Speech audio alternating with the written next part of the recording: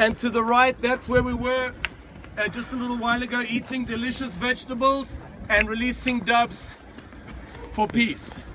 Okay, pigeons. If we look the other way, you see two balloons. We see one to the right and one to the left. Those are two of the observation balloons that we've spoken about already as part of Israel's security, looking out onto Gaza. You look to my left, that way, that's the border with Egypt, running off that way. Now,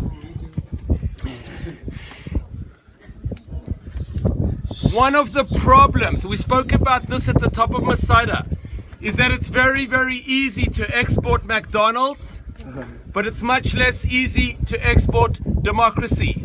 And it was one of the flaws of the previous administration, the attempt to export democracy at American insistence. Elections were held. Hamas won the elections in Gaza. Abbas did not give in and held on to his seat. And what Hamas did was to then murder and expel, and they came running to Israel with their hands in the air, PLO people, because they knew here they would either be arrested or not arrested, but they would not be murdered, and they came to Israel. Now, what's happened subsequent to that is Hamas, which is a fundamentalist Muslim group that is not able to make a treaty with Israel because their vision of what Palestine should be includes Tel Aviv and Tzfat and the Galilee and every single part of Israel. This group has been, because of Iranian money, incredibly armed. They have factories. Some of the metal that we send across for building, we know is being diverted to make missiles. A little known fact, the entire Gaza electricity supply is produced in Israel. No, that's not true. They have a small production center, but almost all electricity. Guess what was a major target during the last war?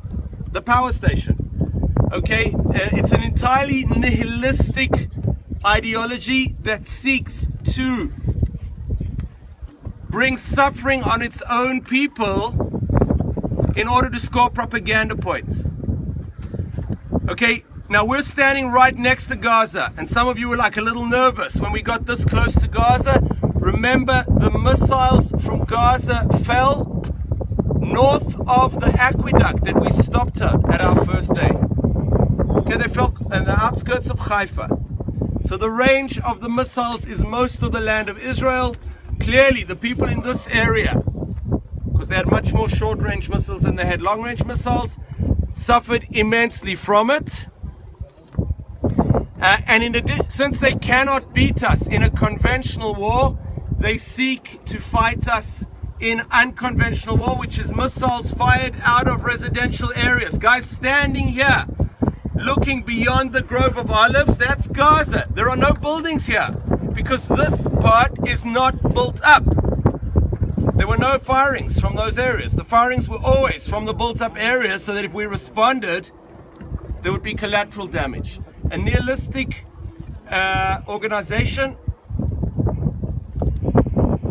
that created a problem for Israel, I believe, and I'm very critical of Israel on many things. I believe that there is no other army that could fight the way we did. There is no other army that sent leaflets, that sent messages, that risked the lives of its soldiers to save the lives of Palestinian civilians.